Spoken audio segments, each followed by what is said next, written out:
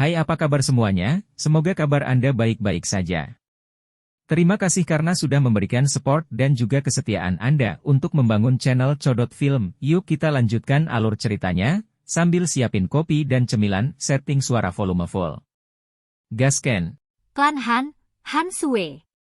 Xiao Yan mengalami hari yang sangat menyakitkan di gerbong sebelum seutas benang Dou Qi akhirnya muncul di tubuhnya yang kosong. Meskipun Dou Qi ini masih sangat lemah, itu masih berhasil mendukungnya dengan mengeluarkan barang-barang secara acak dari cincin penyimpanannya.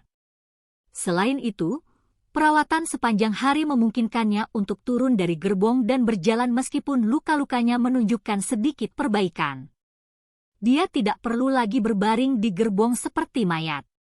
Xiao Yan dengan lembut memutar lengannya setelah berdiri dari kereta. Sedikit rasa sakit yang samar-samar ditularkan darinya menyebabkan dia tersenyum pahit. Pada saat ini, dia berada di titik terlemahnya selama bertahun-tahun. Tentu saja, meskipun tubuhnya lemah, siapapun yang memiliki niat buruk terhadapnya akan menelan pil pahit. Lupakan boneka iblis bumi yang tersembunyi di dalam cincin penyimpanannya. Bahkan Xiao Yan sendiri tidak sekuat saat dia muncul di permukaan. Bagaimanapun, dia juga seorang alkemis tingkat tinggi selain menjadi seorang praktisi Dou. Kekuatan spiritualnya tidak kalah sedikit pun bahkan jika dibandingkan dengan beberapa elit Douzong. Meskipun dia tidak berani mengatakan bahwa dia mampu bersaing dengan elit Douzong hanya dengan kekuatan spiritualnya, seorang ahli biasa Dou Huang tidak akan bisa mendapatkan banyak keuntungan dari Xiao Yan. Dengan kartu truf ini, kepercayaan Xiao Yan di dalam hatinya meningkat sedikit. Dia menyeka wajahnya sebelum membuka tirai gerbong. Setelah tirai gerbong dibuka, banyak gerbong tertutup muncul di matanya. Ada magical beast seperti banteng hitam gelap dengan dua tanduk di kepalanya menarik kereta di depan.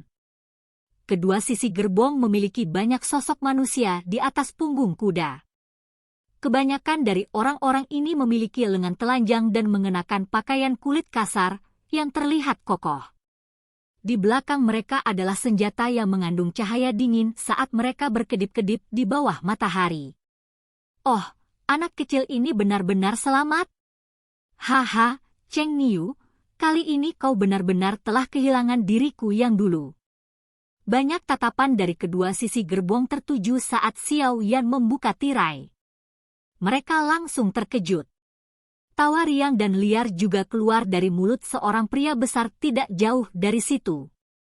Pria besar ini memiliki tubuh yang agak kokoh. Lengan telanjangnya dipenuhi dengan berbagai macam bekas luka. Pedang besar berkepala hantu, yang berisi sedikit rasa dingin, di punggungnya memiliki kemerahan cerah yang melekat padanya. Sialan, aku pernah melihat hantu. Anak kecil ini mampu bertahan hidup meski menderita luka serius, dia sungguh beruntung. Seorang pria bertampang kurus segera menggelengkan kepalanya tak berdaya setelah suara tawa dari pria besar itu terdengar. Setelah itu, dia memelototi pria itu dan dengan cepat berkata, "Untuk apa kamu melolong? Aku yang dulu tidak peduli dengan sedikit uang ini." Namun, meskipun memenangkan sejumlah kecil uang ini, itu masih belum cukup bagi Anda untuk memiliki lebih banyak tumpangan dengan wanita lembut di rumah bordil. Siapa yang memintamu untuk peduli tentang diriku yang dulu? Pria besar itu mengomel. Setelah itu, dia mengendarai kudanya ke depan dan datang ke depan Xiao Yan. Tatapannya menyapu yang terakhir sebelum dia tersenyum dan berkata, "Anak kecil, aku dipanggil Guitu, kepala hantu. Orang memanggilku hantu tua. Saya adalah orang pertama yang menemukan Anda di gurun utara itu. Namun, Anda tidak perlu berterima kasih kepada saya. Uang yang saya menangkan sebelumnya sudah cukup sebagai hadiah terima kasih." Haha. Terima kasih banyak kakak, Guitou. Saya Xiao Yan. Xiao Yan tersenyum saat dia duduk dengan punggung bersandar di kereta. Kebanyakan orang yang dia temui selama tahun-tahun ini adalah orang tua yang licik. Kekuatan mereka begitu besar sehingga menakutkan.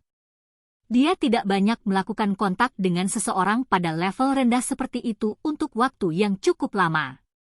Ini menyebabkan dia mengingat tentara bayaran itu ketika dia membantu ayahnya mengelola pasar di kota Wutang saat itu.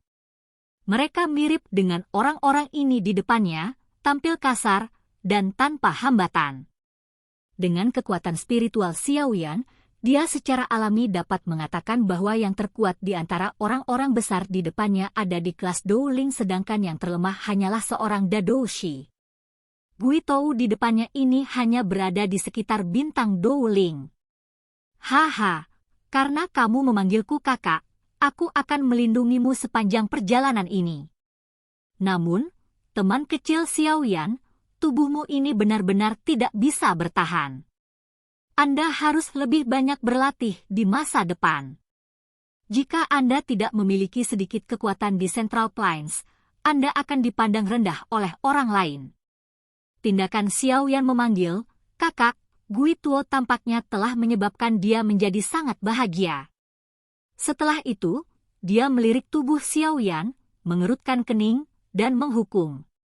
Nada suaranya digunakan saat menegur seseorang dari generasi muda. Ini menyebabkan Xiaoyan sedikit menyeringai. Guitou, kamu harus berhenti mengomel sembarangan di sekitar sini dan mengajari orang lain omong kosong. Suara kuku kuda dipancarkan dari depan tidak lama setelah suara Guitou terdengar. Segera, suara teguran Hancong terdengar. Hehe, bukannya aku mengatakan sesuatu yang salah. Guitou tertawa terbahak-bahak dan menjawab saat melihat Hancong. Hancong mengabaikan orang ini. Tatapannya beralih ke Xiaoyan, melihat kerumitannya yang jauh lebih baik, dan dia tanpa sadar tersenyum saat berkata, bagus. Adik Xiaoyan, meski menderita luka serius, kamu sebenarnya bisa berjalan setelah 2 hari. Xiaoyan tersenyum. Dia secara acak menemukan alasan dan tersenyum saat berkata, saya memiliki kehidupan yang kuat. Hancong adalah orang yang sederhana dan jujur. Dia tidak terlalu peduli tentang masalah ini. Melihat ke langit, dia dengan keras berkata, akan segera gelap. Xiao Jie, wanita muda, berkata untuk bersiap mendirikan kemah. Guitou, Anda akan memimpin beberapa orang dan melihat apakah ada tempat yang bagus di dekatnya. Liang ya, Anda akan memimpin beberapa orang untuk berpatroli. Gang Bei, kamu akan memimpin beberapa orang. Jelas, Hancong memiliki posisi yang cukup tinggi dalam konvoi ini, banyak perintah dikeluarkan dari mulutnya tanpa ada yang menyuarakan keberatan. Mereka semua mengucapkan, ya Tuan, dengan cara yang aneh sebelum membawa orang-orang mereka pergi. Hancong juga menghela nafas lega setelah perintah dikeluarkan. Dia tersenyum dan bertanya pada Xiaoyan, bisakah kamu berjalan? Xiaoyan mengangguk. Dia melompat turun dari gerbong. Meski langkahnya sedikit terhuyung, dia masih berhasil menstabilkan dirinya sendiri. Melihat ini, Hancong tertawa getir sambil berkata, sepertinya kamu masih perlu memulihkan diri. Setelah menderita luka serius seperti itu, sangat sulit bagi Anda untuk pulih sepenuhnya. Jika ada sequel yang tersisa, kemungkinan pelatihan Anda di masa depan akan menjadi masalah. Xiaoyan tersenyum dan mengisyaratkan agar Hancong tidak khawatir saat mendengar kekhawatiran dalam suaranya. Hancong berhenti mengatakan apa-apa lagi setelah melihat Xiaoyan begitu berpikiran terbuka. Dia diam-diam menghela nafas dan berbalik, bersiap untuk mengumpulkan orang untuk mendirikan kemah.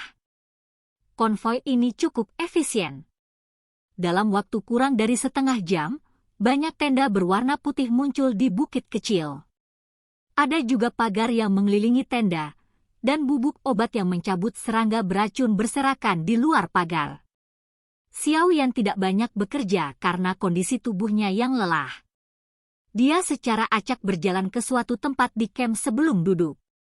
Tatapannya perlahan menyapu ke sekelilingnya. Menurut apa yang telah disebutkan Hancong, konvoi ini seharusnya milik penjaga klan dari klan Han kota Tianbei.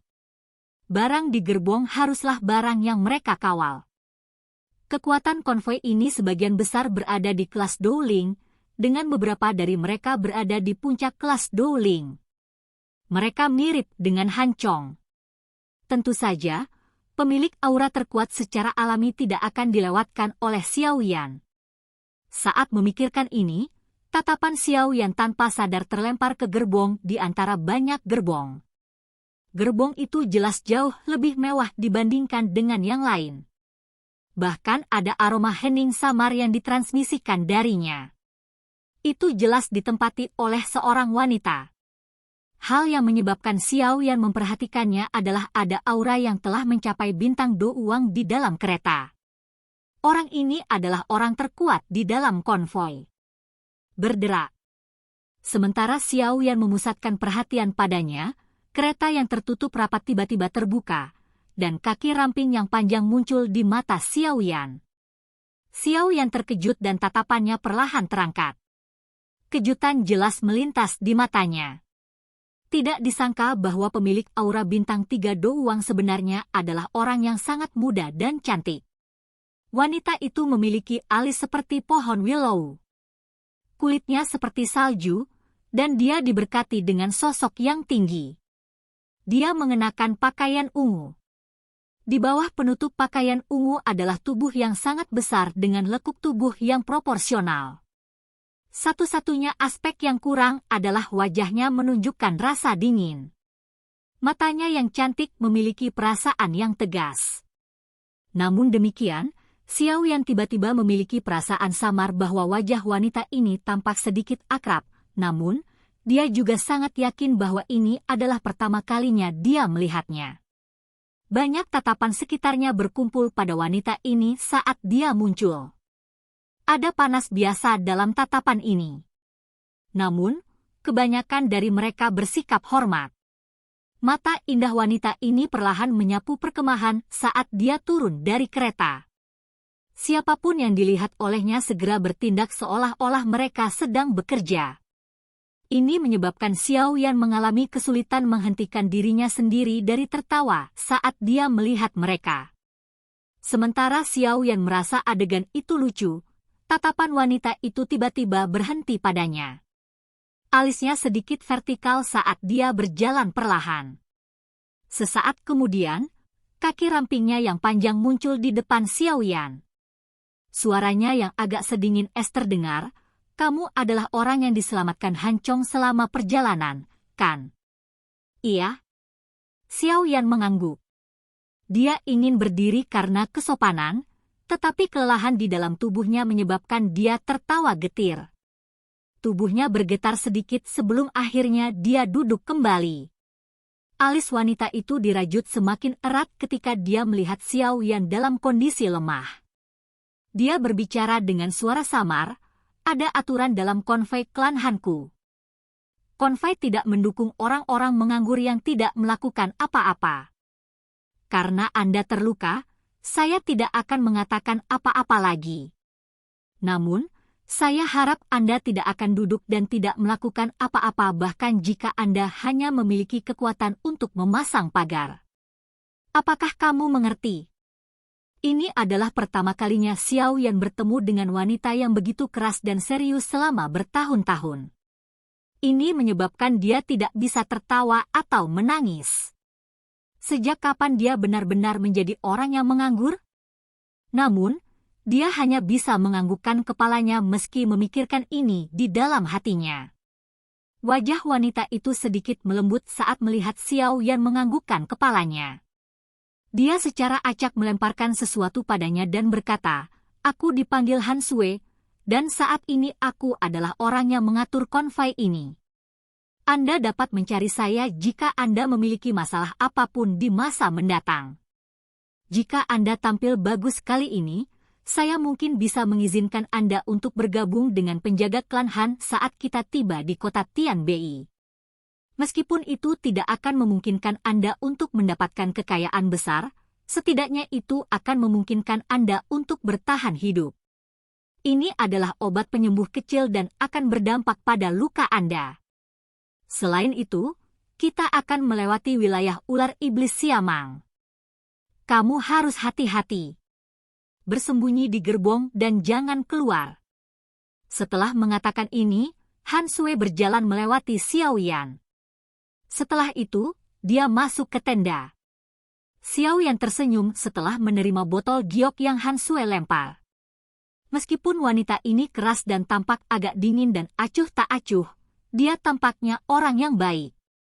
Tidak heran orang-orang di sini sangat menghormatinya. Namun, ada apa dengan benang perasaan familiar itu? Xiao Yan tanpa sadar mengerutkan kening ketika dia berpikir sampai saat ini, tidak mungkin baginya untuk mengenalnya. Silahkan pergi ke. Oke guys, jangan lupa like, comment, share, and subscribe di channel Codot Film. See you next video, peace out and bye-bye.